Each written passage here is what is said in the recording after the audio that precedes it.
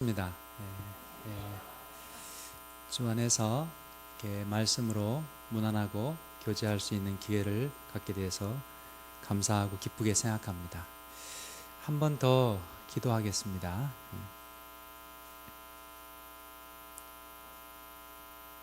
태초에 말씀으로 천지를 창조하신 주님, 말씀이 육신이 되어 이 땅에서 구원사역을 이루시고 그 말씀이 또한 요한복음 15장에 기록된 대로 우리 안에 있습니다.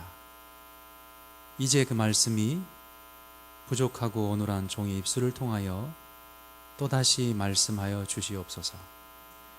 우리의 심령이 주의 말씀을 받기에 합당한 심령이 되도록 성령께서 우리의 마음을 주장하여 주시고, 주께서 귀먹고 어눌한 자의 귀에 손 놓고 말씀하신 것처럼 우리의 양 귀에 손 놓고 열리라 말씀하시고 우리의 눈에 손 얹고 안수하셔서 우리가 듣고 주의 빛을 보게 하여 주옵소서. 그래야 그 말씀이 세상을 만들었듯 오늘 이 말씀이 우리의 심령을 새롭게 하고 우리의 영혼을 새롭게 하는 역사가, 창조의 역사가 일어나게 하여 주옵소서. 말씀이 멀리 있지 않습니다. 바다 밖에 있는 것도 아니고 하늘 위에 있는 것도 아니고 이곳 여기 지금 있습니다. 이 말씀을 우리가 헛되게 받지 않고 참으로 진정한 마음으로 받을 수 있도록 역사하여 주옵소서. 예수님 안에서 예수님 이름으로 기도합니다. 아멘.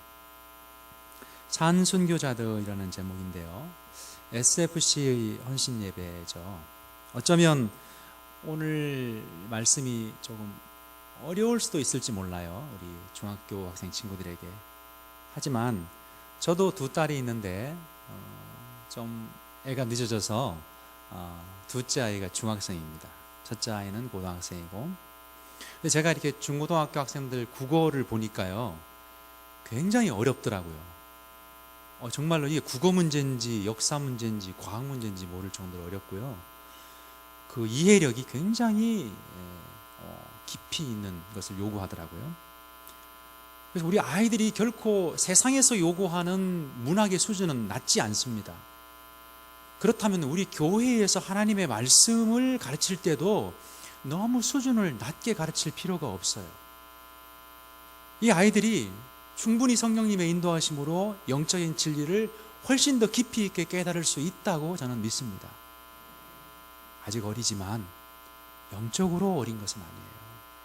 영적으로는 나이가 먹는다고 해서 저절로 성장하고 성숙해지는 것도 아닙니다. 하나님 앞에서 그런 의미에서 영적인 나이는 공평하고 정직한 거예요. 오늘 세상의 나이는 어리지만 중고등부 학생들이 주의 말씀을 의미 있게 잘 받고 이해해서 신앙의 거인으로 성장하기를 바랍니다. 오늘 제 목표는요, 순교자에 대한 생각을 바꾸는 겁니다. 순교자가 누구냐? 순교자가 나와 무슨 상관이 있느냐? 이것이 오늘 말씀의 목표입니다. 내가 누군지 알아야 어떻게 살 것인지를 정하죠. 해병대 가면요, 훈련을 굉장히 육신적으로 세게 받습니다. 그런데 육신적으로 훈련을 세게 받는 것보다 훨씬 더 중요한 게 뭐냐면요, 정신을 개조시키는 거예요. 그렇죠? 이게 해병대 아마 갔다 오신 분이 계실지 모르겠지만, 그래서 한 번 해병은 인간이 달라지는 거예요. 나는 해병이 되는 거예요. 한 번 해병은 영원한 해병이죠. 내가 누군지를 알아야, 내가 해병대라는 그 정신을 알아야 해병대로 살 수 있는 거예요. 쉽죠? 내가 누군지를 알아야 무엇을 해야 하며 어떻게 살아야 할지를 아는 겁니다. 군인인 줄을 모른다면, 내가 군인인 줄을 모른다면 싸울 수 있겠어요? 싸우려고 하겠어요? 그리고 그 싸움을 위해 죽음을 불사할 수 있겠습니까? 내가 죽기를 각오하고 생명보다도 이 나라를 지키기 위한 군인이다라는 것을 알 때 비로소 생명을 버리고 전쟁에 임할 수 있는 거예요.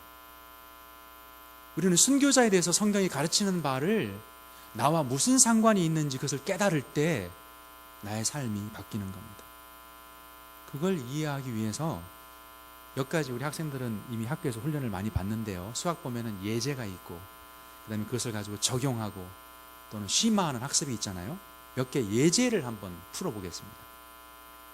오늘 말씀을 이해하기 위해서는 성경의 표현 방법을 이해해야 되는데 이것은 문학이에요.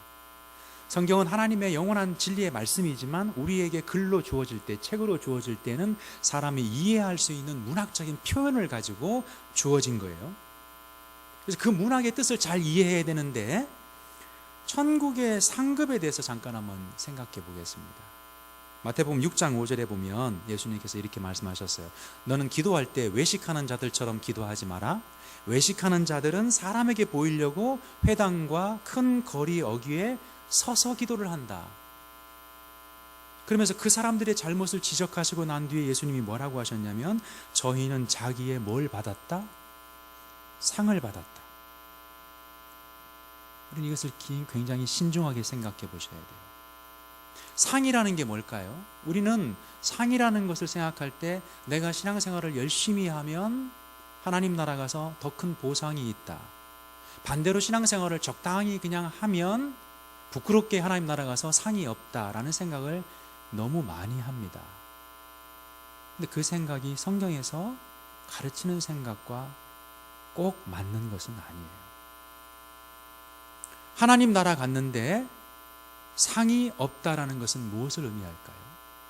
자, 거리에서 서서 하나님께 보이지 않고 사람에게 보이기 위해서 기도했던 외식하는 사람들은 결국 진실한 신앙을 가진 사람일까요? 스스로 답해 보세요. 아니죠. 이 사람은 거짓되고 하나님보다는 사람을 마음에 두고 사람을 더 존중하고 사람의 평가를 더 앞에 두는 사람이에요. 그런 사람이 하나님 나라에 갈 수 있었을까요? 그런 대표적인 사람들이 바리새인과 서기관이죠. 상석에 앉기를 좋아하고 대접받기를 좋아하고 사람들에게 이목받고 칭찬받기를 좋아했던 그 당시의 종교 지도자들을 향하여 예수님은 하나님 나라가 너희 것이 아니라고 분명하게 경고하셨습니다. 그런 사람이 하나님 나라에 갈 수 있을까요? 갈 수 없다는 것은 분명합니다. 진실되게 골방에 들어가서 하나님을 찾지 않는 자, 사람에게 보이기 위해서 기도하는 척하는 자는 하나님 백성이 아니기 때문이죠. 그런데 그런 자를 어떻게 표현했냐면 하나님 나라의 상이 이미 사람들로부터 평가받는 것으로 받았기 때문에 하나님 나라에는 상이 없다 그렇게 표현합니다. 즉 하나님 나라를 상을 준다는 의미의 상 받는 나라라는 개념으로 묘사할 때 국어 시간의 문맥이 중요하죠. 하나님 나라를 상 주는 나라로 묘사할 때 하나님 나라에 들어가는 자는 상이 많은 자, 받을 상이 있는 자. 하나님 나라에 들어가지 못하는 자는 하나님의 상이 없는 자. 이 땅에서 이미 상을 다 받아서 하나님으로부터 기대할 상이 없다라고 표현합니다. 그게 성경의 표현이에요. 하나님 나라의 큰 자와 작은 자는 어떨까요? 마찬가지예요. 상이 기준이 아니라 하나님 나라에서 큰 자와 작은 자라는 기준으로 본다면 하나님 나라에 들어가는 자를 어떻게 표현할까요? 큰 자. 즉 큰 자는 하나님 나라에 합당한 자. 반대로 하나님 나라에 합당하지 않은 자는 작은 자로 묘사하는 겁니다. 그런 의미에서 예수님께서 믿음이 작은 자라고 얘기할 때 그건 정말 작은 게 아니에요. 많은 경우 믿음이 없을 때, 제자들이 믿음이 없었을 때 예수님은 믿음이 작은 자라고 얘기해요. 그것은 믿음이 온전하고 크다의 반대 개념이에요. 성경은 그런 식으로 표현을 합니다. 하나만 더 예제를 풀어볼까요? 마태복음 21장 31절에 성전에서 예수님께서 가르치실 때 대제사장들과 백성의 장로들이, 종교 지도자들이, 이스라엘의 선생된 자들이, 어른들이 예수님께 왔어요. 그리고 당신이 무슨 권한으로 이런 일을 행합니까? 무슨 권한으로 이런 가르침을 줍니까? 라고 얘기하고 논쟁이 일어났죠. 예수님의 대화 끝에 결론적으로 이들이 하나님 나라에 멀다는 것을 드러내게 됩니다. 결국 이 사람들은 예수님을 믿지 않죠.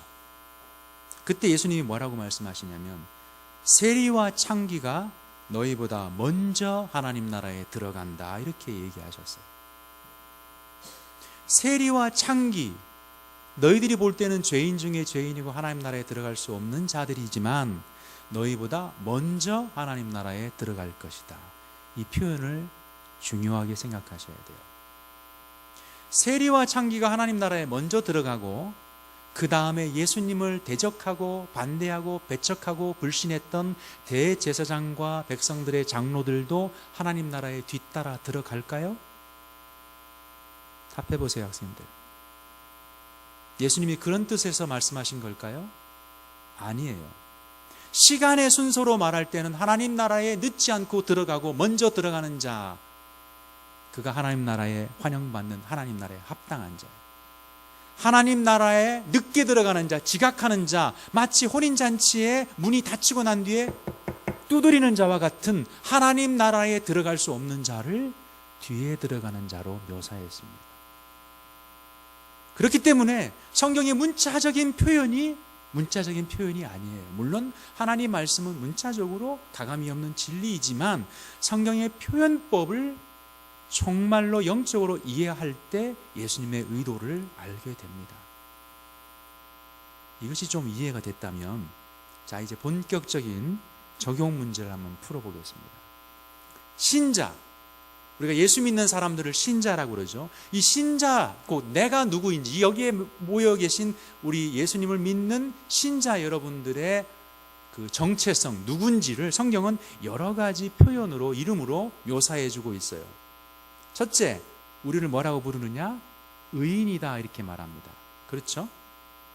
예수님의 공로로 죄 용서를 받고 우리는 의인이 되었습니다. 그렇죠? 의인이라는 것은 무엇과 관계된 표현일까요? 죄와. 죄가 있는 사람은 죄인, 죄가 없는 사람은 의인이죠. 그러므로 우리는 예수 그리스도의 공로로 말미암아 내가 예수님을 믿을 때 나의 모든 죄가 사함을 받았습니다. 이미.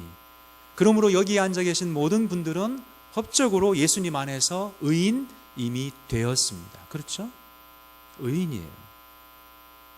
비록 의인은 아닌 삶을 살지 몰라도, 또 앞으로 시험에 빠져 죄를 질지 몰라도 여러분은 지금도 어제도 내일도 그리스도 안에서 의인입니다. 그런데 여러분은 또 다른 이름이 있어요. 그것이 뭐냐면 성경은 여러분을 성도라고 부른다는 거예요. 성도라는 말은 여러분을 함께 부르는 거고요. 한 사람 한 사람을 부를 때는 뭐라고 부를까요? 성인이 되겠죠. 천주교에서 성인이라고 부르잖아요. 우리 기독교에서는 그렇게 잘 안 부르는데 사실 우리가 써야 될 용어예요. 원래 이 세인트라는 말은, 성인이라는 말은 우리 각각 개인을 얘기할 때 성경은 우리를 가리켜서 성인이다. 성인이라는 말 뜻이 뭐죠? 거룩한 사람이라는 거예요. 더럽고 흠이 없고 더럽고 흠이 있는 그런 사람이 아니라 깨끗하고 순결하고 정결하다라는 거룩의 개념을 얘기할 때 성도다, 이렇게 불러요. 성인이에요. 여기서 제가 한번 질문을 드려볼게요. 우리는 성화를 이루는 삶을 삽니다. 그렇죠? 앞으로 성화를 죽기까지 이루어야 돼요. 그런데 여러분은 지금 현재로 볼 때 성인입니까? 아닙니까? 답을 잘 생각하고 하세요. 조금 전에 물었던 질문을 한번 생각해 보세요. 내가 앞으로 죄를 지을지 모르지만 나는 예수님 안에서 의인이 되었어요.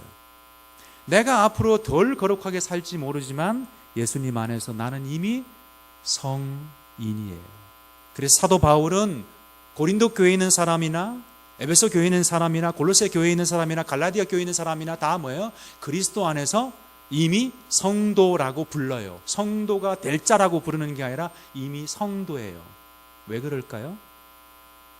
거룩하다는 게 뭐죠? 죄가 하나도 없을 때, 온전히 의로울 때 거룩하죠. 내가 온전히 100% 죄가 없고 깨끗하다면 난 이미 온전히 거룩하죠. 나는 죄가 없는데, 온전한 의인인데, 의인은 되는데 거룩하진 못해. 우스운 소리예요. 반대로 나는 거룩하긴 한데 의인은 아니야. 역시 우습죠. 나는 의인인가 동시에 거룩해요. 하나님이 그렇게 여겨준다는 거예요. 우리의 다른 이름은 성도일 뿐만 아니라 의인입니다. 또 의인이고 성도예요. 또 다른 이름이 있어요. 우리를 가리켜서 신자라고 부릅니다. 신자라는 뜻은 뭘까요? 무엇을 중심으로 말할 때 신자라고 그러죠? 신자라는 것은 무슨 뜻이에요? 믿는 사람. 믿음을 중심으로 말할 때 우리에 대한 다른 이름이 뭐냐면 신자예요. 즉 기준이 무엇이냐에 따라서 우리는 여러 개의 이름을 갖고 있습니다. 믿음을 중심으로 볼 때 예수 그리스도를 믿느냐, 받아들이느냐, 그의 가르침을 신뢰하느냐, 그의 인격과 하나님의 아들 예수 그리스도를 주님으로서 믿고 따르느냐를 볼 때 신자이고, 그러므로 말미암아 죄 용서함 받은 자라고 얘기할 때 의인이며, 그러므로 말미암아 거룩하고 흠이 없다라고 얘기할 때 성인이다, 성도라 이렇게 부르는 거예요. 그럼 이 중에 신자이면서 의인이 아닌 사람이 있을 수 있을까요? 난 신자인데 의인이 아니야. 죄를 아직 문제를 해결 못했어. 없죠. 나는 의인인데 예수님을 믿지는 않아. 불가능하죠. 나는 거룩한데 신자는 아니야. 있을 수 없죠. 나는 신자인데 거룩하지는 않아. 생각할 수 없는 거예요. 그건 다 같은 이름이에요. 하나 더 생각해 볼까요? 예수님은 우리에게 믿음을 요구하는 것만이 아니라 또 무엇을 요구하시냐면 당신께서 주신 가르침, 하나님 나라에 대한 가르침과 삶이 어떠해야 될지, 하나님의 뜻에 따라서 어떤 삶을 살아야 될지에 대한 많은 가르침을 주셨어요. 그 가르침을 중심으로 말할 때 뭐라고 얘기하냐면 예수님의 가르침을 받는 사람이라는 뜻에서 뭐라고 부를까요? 제자라고 부르는 거예요. 현명하신 것 같아요. 어려운 거 아니죠. 가르침을 받는 사람이 사부와 제자인 거예요. 그렇죠. 그러므로 예수님의 가르침을 받는 모든 사람은, 모든 신자는 동시에 제자입니다. 예수님의 12제자뿐만 아니라 누구나 할 것 없이 그리스도를 따르려고 하는 자는 제자인 거예요. 마태복음 28장 19절에 그 유명한 구절에 보면 너희는 가서 모든 족속으로 뭘 삼죠? 제자를 삼아야죠. 제자를 삼아서 하나님의 이름으로, 삼위 이름으로 세례를 주고 복음을 증거하는 거예요. 결국 우리가 제자를 삼지 못한다면 신자를 삼을 수 없는 거예요. 바꿔 말하면 누군가 난 제자는 안 되고 신자만 될래라는 말은 성경에 없어요. 그건 기독교가 아니에요. 누구든지 신자가 되려거든 예수님 안에서 의인이 되고 성인이 되고 거룩해지려면 반드시 제자가 되지 않고서는 나머지 이름들을 가질 수 없는 거예요. 왜냐하면 의인과 성도와 신자와 제자라는 것은 성도들의, 우리 믿는 자들의 다른 이름, 여러 개의 이름의 하나에 불과하기 때문에 그래요. 자, 이제 이쯤 하면 제가 말하려고 하는 요지에 왔습니다. 순교자에 대해서 한번 생각해 봅시다. 많은 분들이, 여러분 선교사 헌신하시는 분 하면은 선교사 좀 힘든데, 선교 나는 못할 것 같은데. 그런데 누구나 다 예수님의 선교사가 돼야 돼요. 우리는 누구나 다 예수님의 향기를 나타내고 하나님의 영광을 드러내고 가는 곳마다 예수 그리스도를 전하지 않으면 사실은 신자가 아니에요. 그런 의미에서 누구도 진정한 의미에서 선교자가 아니고서는 예수 믿는 제자가 아니죠. 그런데 선교사보다 더 좀 하기 싫은 게 있어요. 뭐냐면 순교자예요. 순교자 하면 특히 고신, 우리 부산에서는 누가 많이 떠오르죠? 손양원 목사님. 제가 정말로 저는 어떻게 보면은 성경의 표현처럼 손양 목사님의 이 신발 끈도 묶어드릴 수 없을 것 같은 느낌이 들어요. 그런 사람은 손양원 목사님은 따로 있고, 그래서 손양원 목사님 같은 분은 뭐예요? 상이 더 크고, 나 같은 사람은 천국 가기도 바쁘고 상은 기대할 수도 없고, 이것이 겸손이면 좋을 텐데 때로는 그렇게 살고 싶지 않아서 상은 바라지도 않아. 장학금은 없어도 서울대 들어가기만 하면 돼. 마찬가지로 상은 없어도 천국에 가기만 하면 좋잖아. 그건 성경적인 생각이 아니에요.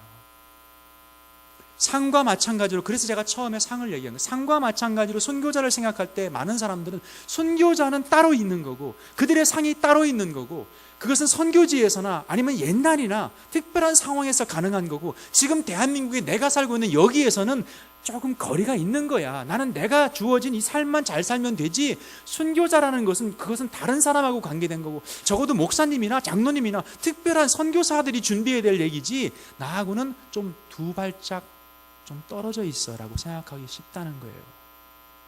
저는 이 생각을 도전하고 싶어요. 여러분이 누군지 모른다면 결단코 그렇게 살지 않으려고 할 겁니다.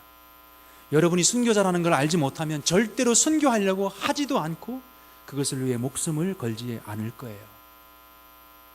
어떻게 보면 이 설교는 영적인 훈련소예요. 신병을 받아서 해병대로 정신을 개조하는 것처럼 여러분들을 말씀으로 말미암아 여러분들이 바로 순교자이며 그리스도로서 하나님 나라를 위해서 생명을 내어놓아야 될 그리스도의 십자가 군병이라는 것을 인식시키는 거예요. 깨닫게 하는 거예요. 순교자라는 것은 무엇이냐? 그리스도를 믿고 신자가 그렇게 해서 거룩하게 된 성인이, 의롭게 된 죄를 용서함 받아 의롭게 된 의인이 그리스도의 가르침을 따라서 제자됨으로, 그리고 그 가르침을 따라갈 때 어떤 고난과 핍박과 환난이 있을지라도 끝까지 그 가르침을 따라, 그리고 끝까지 그 거룩하심을 쫓아, 끝까지 그 믿음을 따라서 자기의 생명을 내려놓겠다 하는 자가 순교자예요. 죄를 기준으로 의인, 죄인을 구분하듯이, 더러움을 기준으로 성도와 세상 사람들을 구분하듯이, 믿음을 기준으로 불신자와 신자를 구분하듯이, 가르침을 받는 자를 받음을 중심으로 제자와 제자 아닌 자를 나누듯이, 그리스도를 위해 생명을 걸 수 있느냐, 이 생명을 기준으로 순교자냐 아니냐를 묻고 있는 겁니다. 그러므로 우리의 다른 이름은 순교자입니다. 받기 싫으십니까? 주께서 아버지로부터 십자가의 잔을 받으셨을 때 인간적으로 받기 싫으셨지만, 아버지여, 아버지의 원이거든 이 잔을 내가 마시겠나이다. 주님께서는 정말로 순교자의 모습을 보여주셨죠. 그리고 그 드신 잔을 이제 우리에게 건네셨어요. 너도 이 잔을 한번 받아보렴. 받기 싫으십니까? 어쩜 그 잔은 그리스도의 피를 담은 성찬일지 몰라요. 내가 순교의 잔을 받기 싫어한다면 그리스도의 피 흘림의 보혈의 잔도 거부할 수밖에 없는 겁니다. 그래서 오늘 본문에 보니 아무든지 나를 따라오려거든, 아무든지, 제자들이나 사도들이나 목사들이나 장로들이나 아니면 어른들만이 아니고, 네가 중학생이든 고등학생이든 남자든 여자든 평신도든 장로든 집사든 할 것 없이 아무든지 나를 따라오겠다면, 내가 가고자 하는 길을 간다면, 내 가르침대로 따라온다면, 나를 신뢰함으로 양이 목자를 따라가듯이 나를 따라온다면 너는 반드시 십자가를 지고 와야 한다. 여기는 반드시입니다. 예외가 없어요. 이 말은 누구든지 그리스도의 십자가를 부둥켜 아는 자는 그 십자가를 걸머지지 않고는 예수 그리스도와 하나 될 수 없음을 분명히 얘기해 주고 있습니다. 쉽게 말해 그리스도를 따라가시렵니까? 죽으셔야 돼요. 계시록 6장에 보면요, 다섯째 인을 뗄 때에 하나님의 말씀과 그들이 가진 증거로 인하여 죽임을 당한 영혼들이 등장합니다. 그들이 제단 아래에 있어서 이런 소리를 합니다. 큰 소리로 불러 이르되 거룩하고 참되신 대주제시여, 땅에 거하는 자들을 심판하여 우리 피를 갚아주지 아니하시기를 어느 때까지 하시렵니까? 이들이 누굴까요?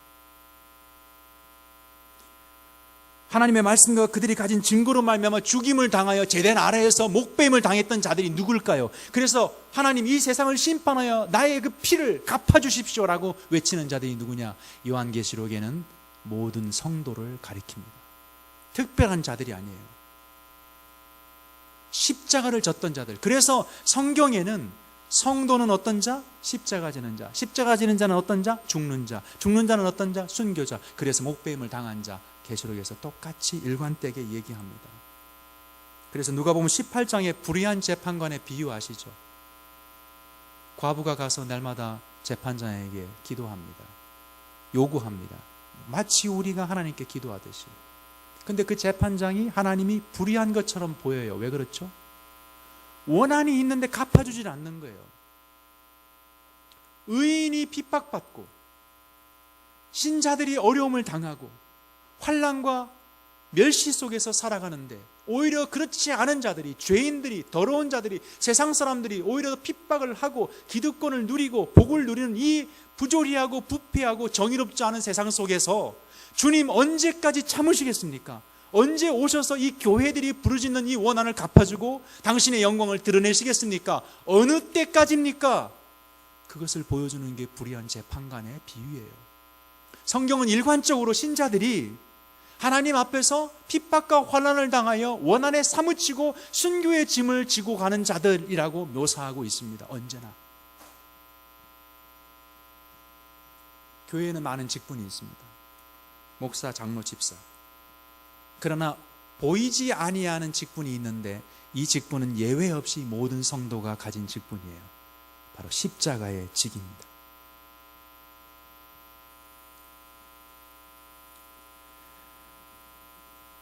근데 사실 우리 주변을 보시면 순교하는 사람이 있나요?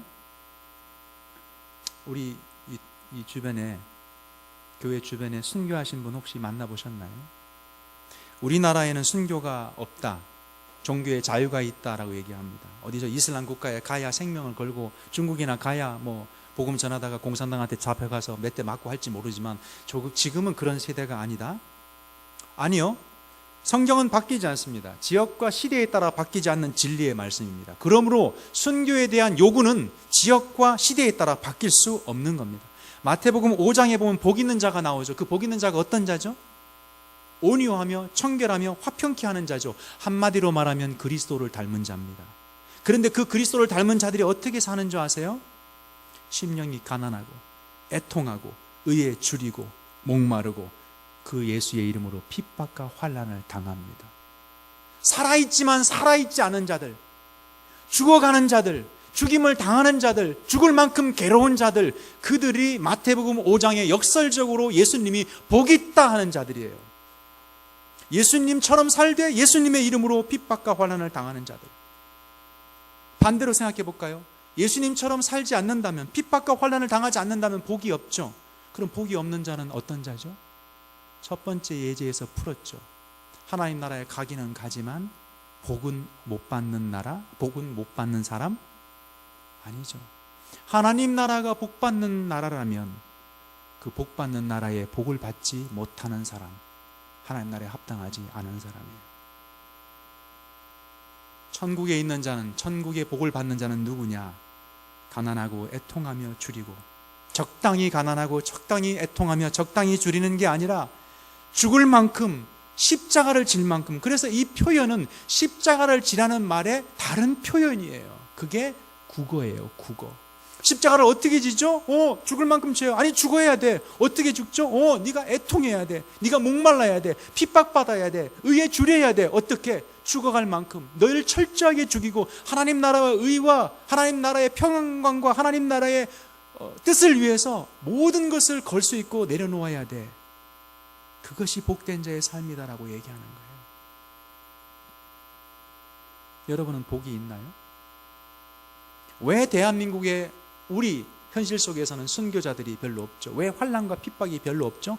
예수 믿는다고 손가락질 정도 당할지는 모르지만, 저 예수쟁이, 저 샌님, 교회만 쭈르륵 다니고 아이고 재미없는 사람, 이럴지 모르지만 정말 우리를 향해 돌로 치고 우리가 정말 예수 때문에 목마르고 굶주리고 그렇게 합니까? 왜 우리는 핍박을 당하지 않죠? 디모데후서 3장 12절에 보니 답이 나와 있습니다. 무릇 그리스도 예수 안에서 경건하게 살고자 하는 핍박을 받으리라.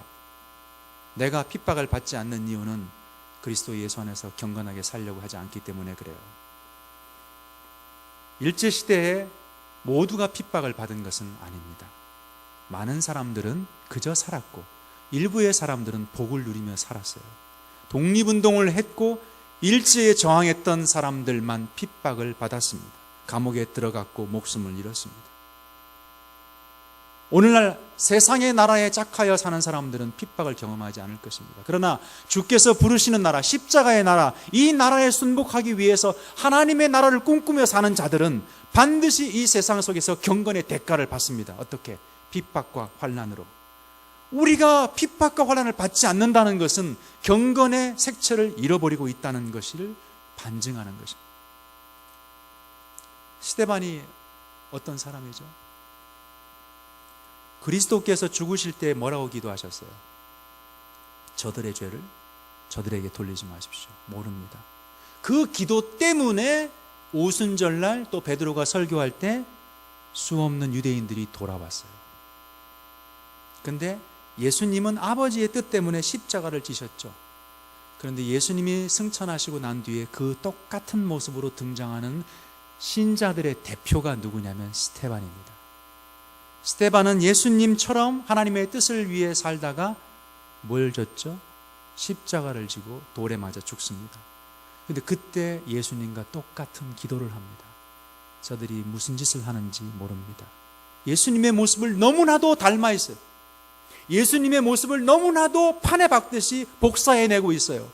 근데 그 기도 때문에 누가 돌아왔는지 아세요? 그 자리에서 돌을 던지고 있었던 사도 바울이 돌아옵니다. 예수님의 기도로 유대인들이 돌아온 것처럼.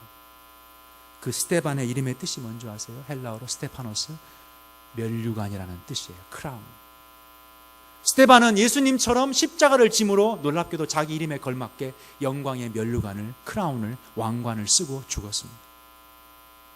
그리스도께서 그러셨듯이 그리스도를 빼다 박은 순교자는 죽음을 통하여 생명의 면류관을 얻었습니다. 순교는 나를 죽이는 것입니다.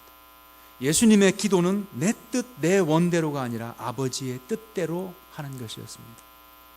그런 의미에서 예수님은 십자가 이전에 겟세마네 동산에서 기도하실 때 이미 죽으셨습니다. 살아 있었지만 당신의 뜻을 아버지에게 복종시킬 때 이미 죽었다 이 말이에요. 십자가 지기 전에. 우리도 마찬가지예요. 우리도 내 욕심, 내가 바라는 거, 내 육신의 소욕을 따르지 않고 예수 그리스도께서 하셨듯이 하나님의 뜻과 나라와 의를 위해서 내 뜻을 내려놓고 포기할 때 나는 이미 죽는 거예요. 이 땅에 소망을 두지 않는 것, 세상을 사랑하고 돈을 사랑하지 않는 것, 학생들에게 있어서는 나를 위해 공부하지 않는 것, 나를 위해 시험 치지 않는 것, 나를 위해 진학하고 대학교 가고 직장을 구하지 않는 것. 정말로 여러분이 공부하고 좋은 대학 가고 좋은 직장 잡는 것이 정말로 하나님의 나라를 위해서입니까?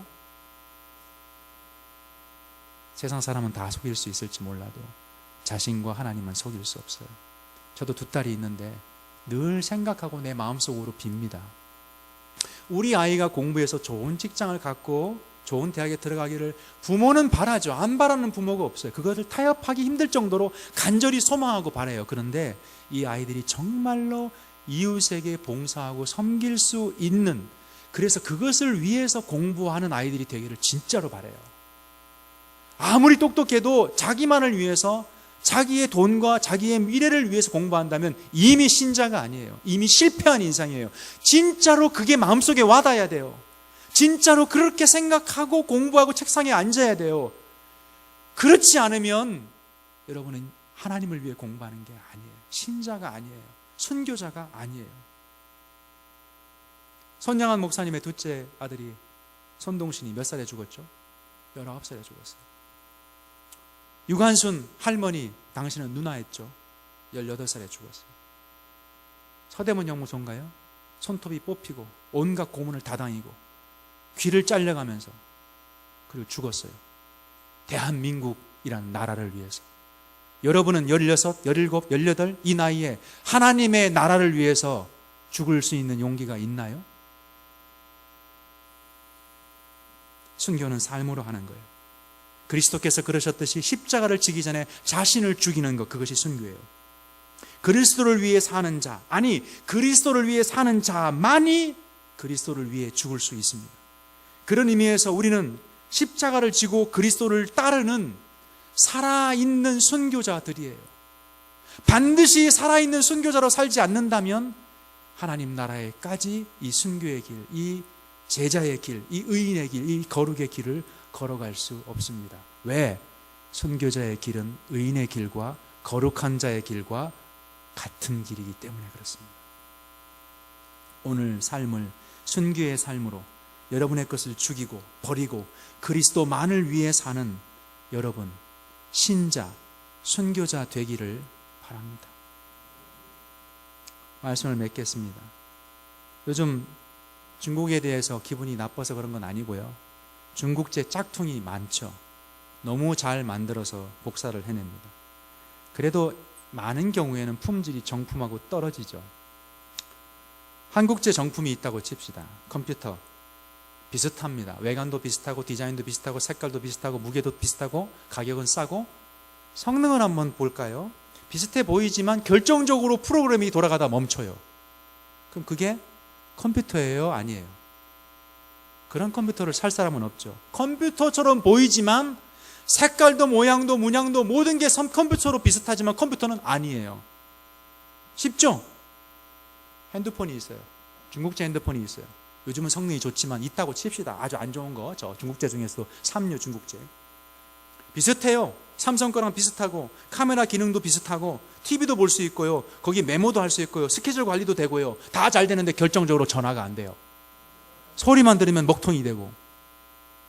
핸드폰이에요? 아니에요? 그 핸드폰을 사고 싶은 사람이 있을까요? 웃지 마세요. 요즘 짝퉁 예수가 얼마나 교회 안에 많은 줄 아세요? 예수님처럼 비슷하게 말하고 비슷하게 기도하고 비슷하게 행동하고 비슷하게 봉사해요. 근데 핵심이 뭐죠? 예수님의 가신 길의 가장 핵심적인 길, 예수님 하면 떠오르는 핵심적인 이미지, 예수님이 하신 일 중에서 하나님의 뜻을 따라 가장 결정적으로 하셨던 영광 중에 영광, 성경은 요한복음에 그것을 예수님의 영광을 받으셨다 하는 그 영광이 뭘까요? 핵심은 십자가예요. 그런데 예수님처럼 보이고 예수님처럼 말하고 예수님을 믿는다 하고 예수님의 제자라고 하는데 결정적으로 결정적인 그 기능, 예수 그리스도께서 하셨던 예수 그리스도의 모양을 따라가지 못하는 짝퉁 예수인들이 너무나 많다는 거예요. 십자가는 지고 싶지 않다는 거예요. 교회 나가 기도하고 봉사는 해도 십자가는 아니라는 거죠. 그게 짝퉁 예수가 아니고 뭐예요? 그게 가짜 예수가 아니고 뭐예요?